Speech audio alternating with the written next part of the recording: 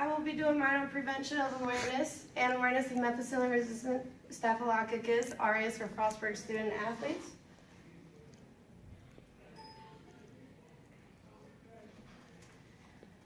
So what I want to cover is presentation overview, and this is everything that I will be covering over the panel.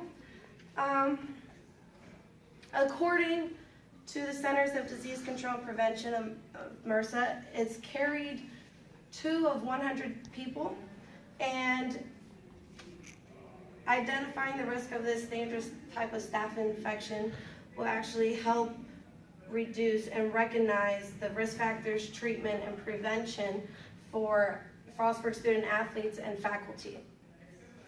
I want you all to imagine if a family member or a best friend happened to touch a doorknob in the Frostburg State Gymnasium. And that actually happened to have bacteria on it that was MRSA, so now you have it. So I want everyone to just consider any type of prevention strategies, whether it's word of mouth or anything like that, just to kind of brainstorm any ideas and analyze what we can do for Frostburg student athletes and also ourselves from preventing this type of dangerous infection. So what is MRSA? MRSA, pretty much from here, it is pretty much a cause of range of illnesses from skin to wound infections, and that can also lead to any severe to close to death or even amputation. This is a picture, go back real quick. This is a picture of pretty much MRSA and how it's been spreading about. And it's, just the heads up, this next one is actually pretty dangerous. It's very sickening to look at it, I would say. But for this one, these are just current things that you would get if you had MRSA itself. Like if it started infectioning, of course it would be full of pus, and it would be recommended not to try and deal with it yourself because it can actually lead to something more severe than what it is.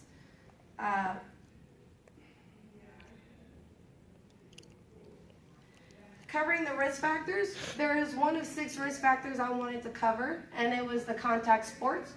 You can get cuts, abrasions, skin-to-skin contact, mainly wrestling, football, MMA. Down here, this is Kevin Rambleman, and he actually had a hole, like a huge hole right here due to, of course, MRSA. And I don't know if anybody knows who this is, but this is Daniel Fells, and he actually almost lost a foot this past football season because he got infected by MRSA. And it happened over practice when he happened to injure his ankle and foot. And it was so close to where he needed 6 to 8 surgeries within the first 3 weeks that they've been focusing on him. And NFL thought that it was nothing to play around with, that it's a very serious bacteria that is nothing to be played around with.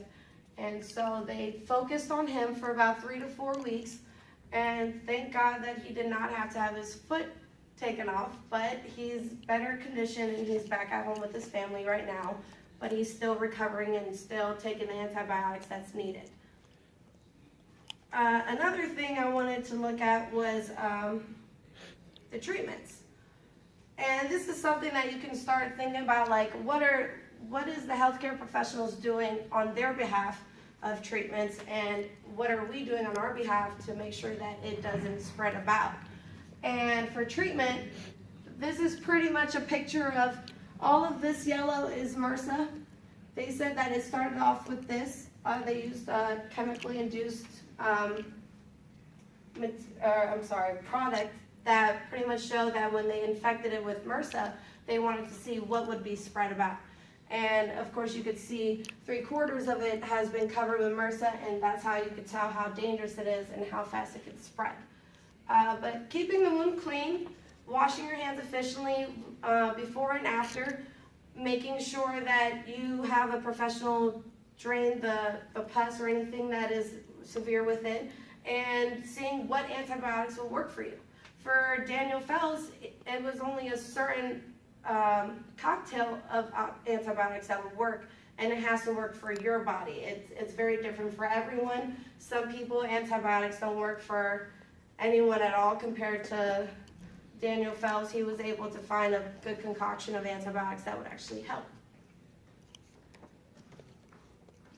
For prevention, as soon as you'll see, we'll go into prevention programs. This kind of just gives an overview of what we can do just now in general. Hand washing, good hygiene is very important. Whether you're washing your hands before or after practice, before and after a game, making sure you don't share any type of athletic gear or towels or anything like that when it comes to team members and things like that. It's very important that, I know a lot of girls like to share a lot of things in locker rooms, so it gets a little out of hand, so we want to try and spread the awareness.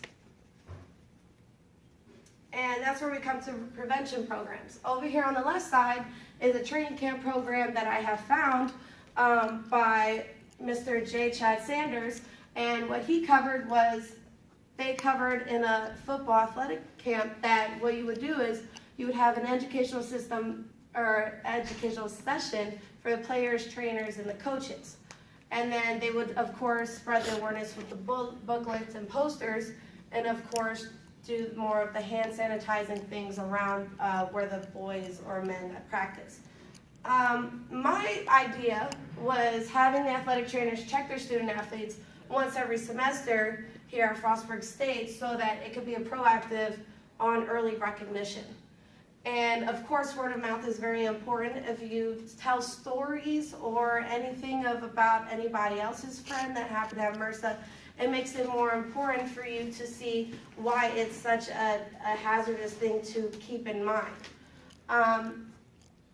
But I thought it would be best for the student athletic trainers here and those that are interning and those that are also here working to emphasize it and check their student athletes to make sure that they won't have an opportunity to spread it out to even their friends or best friends here at the school.